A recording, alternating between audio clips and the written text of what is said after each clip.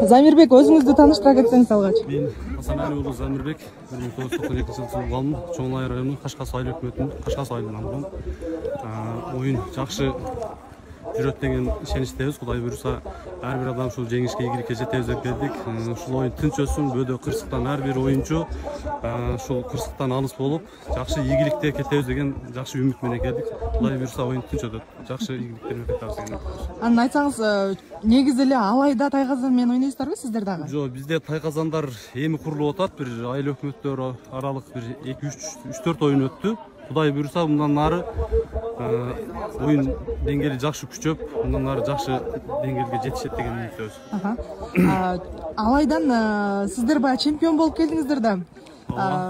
Кыйын делген баягы Бекназар,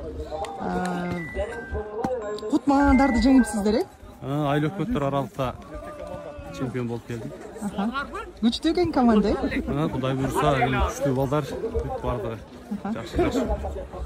Соперниктерден азыр кимдерден мындай сезенип турасыздар?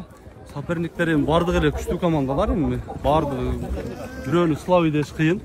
Бардыгы мыкты командалар. Бардыгы ийгилик каалайбыз. Күчтүүсү жеңсин.